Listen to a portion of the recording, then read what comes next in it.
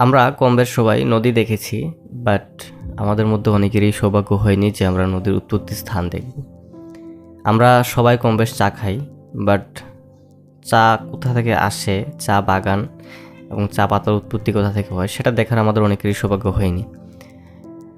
পাহাড়, বন, জঙ্গল এসব আমরা আসলে অনেক দেখেছি মুভিতে বা গল্পে, বাট রিয়েল লাইফ এক্সপিরিয়েন্স করার মতো হয়তো আমাদের সবার সৌভাগ্য হয়ে ওঠেনি।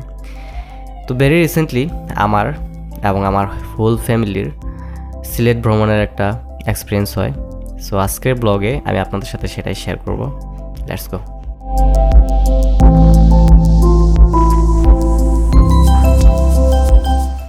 21st of February, we decided to go to Sylhet. আমাদের গাড়িটা আগে থেকে ঠিক করে রাখা ছিল। রাত 10টায় আমরা ঢাকা থেকে সিলেটের উদ্দেশ্যে যাত্রা শুরু করি।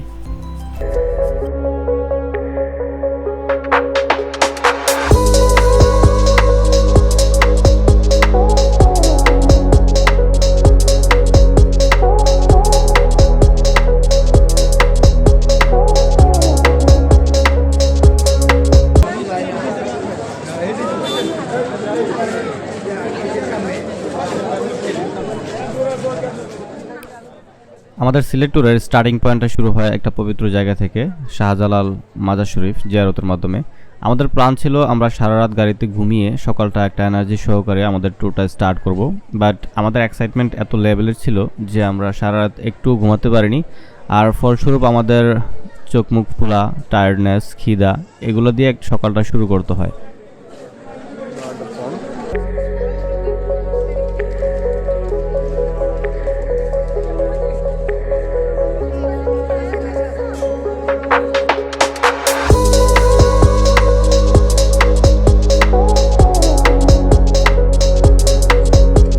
চা বাগান আসলে যারা এই এলাকায় থাকে তাদের জন্য এটা আসলে কিছু না, বাট আমরা এটা মেইন চা বাগান না, বাট তারপরে এটা দেখে আমাদের হুশ নাই, আমরা নেমে পড়ছি গাড়ি থেকে।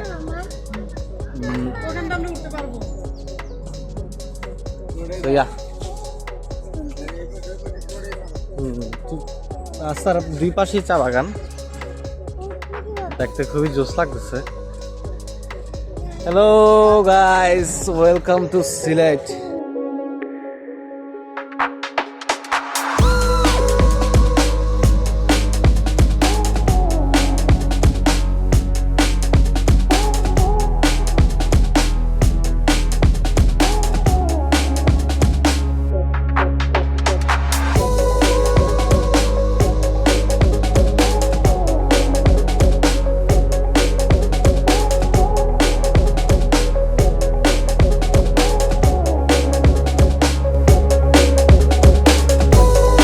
আমরা এখন আছি বুলাগঞ্জে, সময় তখন প্রায় দুপুরবেলা।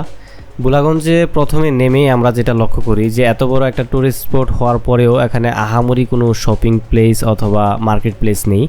বুলাগঞ্জের মেন টুরিস্ট প্লেস হচ্ছে সাদা পাথর। সেখানে যাওয়ার জন্য একটি নদী পার হতে হয় এবং এই নদীতে অসংখ্য ট্রলার অথবা ডিঙ্গি নৌকা টাইপ কিছু নৌকা চলাচল করে। এজন্য পাহাড় ভ্রমণের মাঝখানে আপনি একটি নৌকা ভ্রমণের সুযোগ পাচ্ছেন। অবশ্যই এটা খুবই সিনেমেটিক একটা ফিল দেয়। পুরো সিলেট ট্যুরে এটা আমাদের অন্যতম একটা মেমোরি ছিল যে এত সুন্দর একটা নদীতে নৌকা ভ্রমণ করার সুযোগ পেয়েছি আমরা।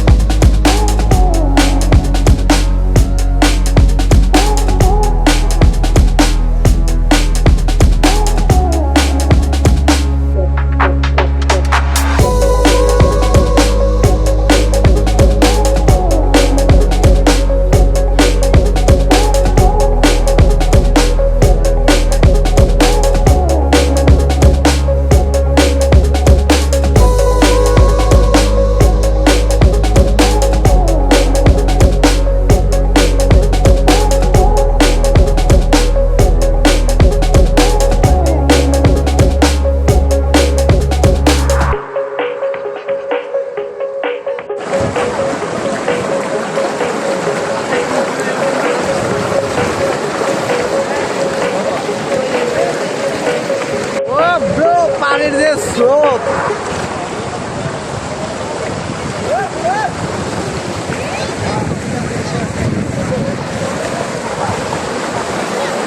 এদিকে আসো, যাইবা ডুবে যাইবা কিন্তু।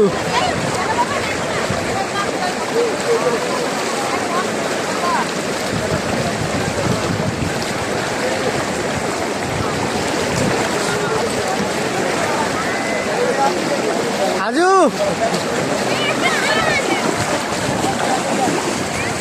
মামে পাথর ওটা পাথর।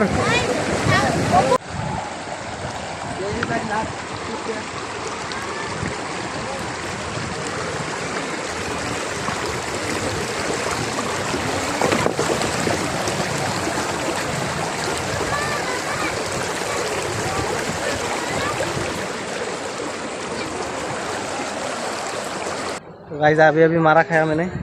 मैम मामा और हाथ धो, ये बाबा हाथ धोना है।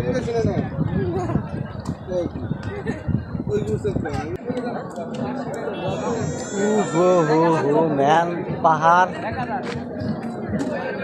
एंड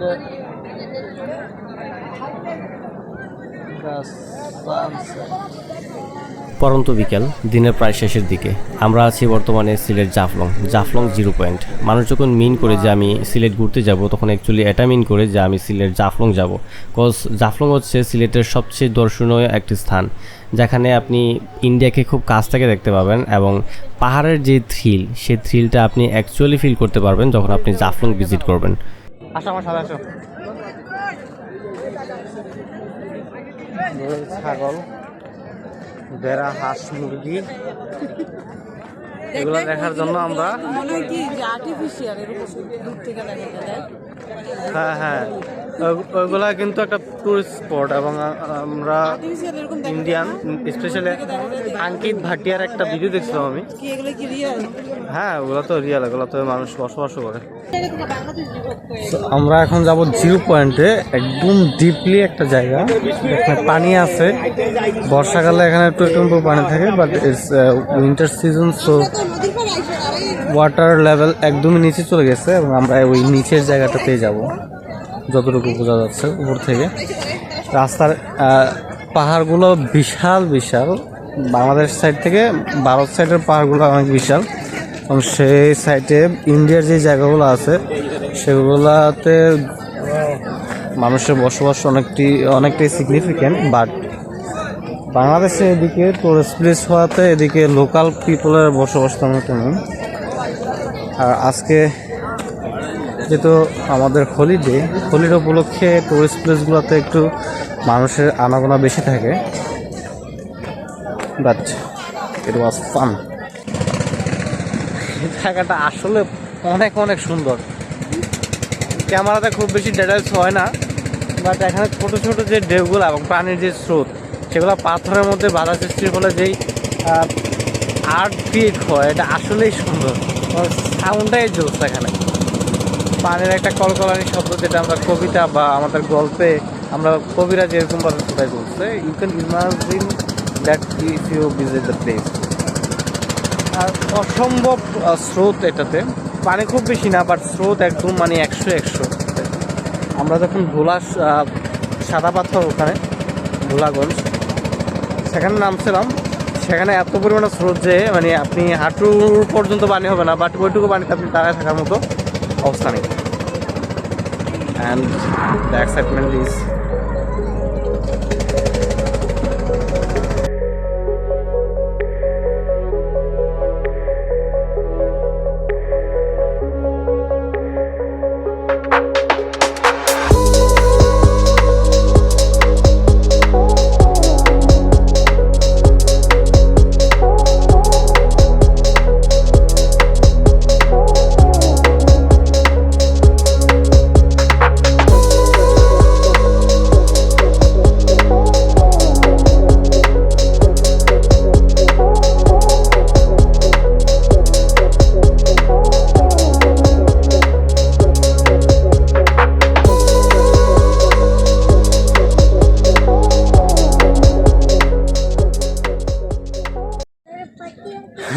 আর একটা নৌকা থেকে আমার নামতে হলো।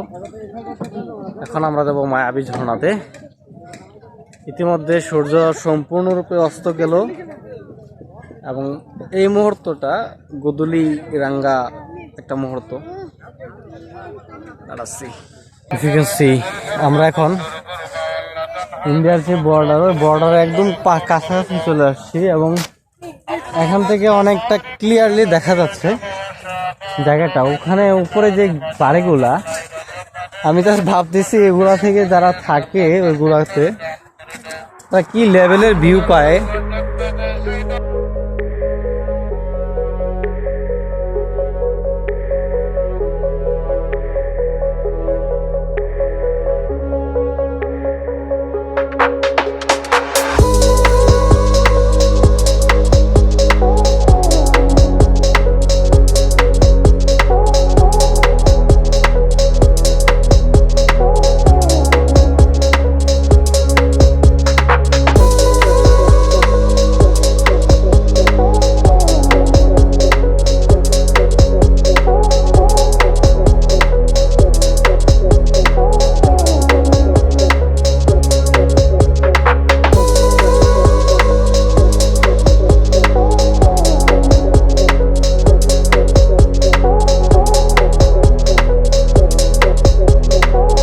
তো আমরা একটা বোট বার করছিলাম, সেখানে আমাদেরকে বলা হয়েছে মায়াবী ঝর্ণা দেখাবে। এটা বললে আমাদেরকে এখানে নিয়ে আসছে। এখানে বেশি একটা ঝর্ণা ছিল, বাট এই মুহূর্তে সেটাতে পানি নেই যেহেতু উইন্টার সিজন। তবে আপনারা যখন এই ধরনের নৌকা বোট ভাড়া করে একটা এত দূরে একটা জিনিস দেখে আসবেন, এবং বোট ভাড়া করাটা মাস্ট এক্সপেন্সিভ এখানে, তো অবশ্যই নৌকালা থেকে জিজ্ঞেস করে আসবেন যে আসলে কি ঝর্ণাতে পানি আছে।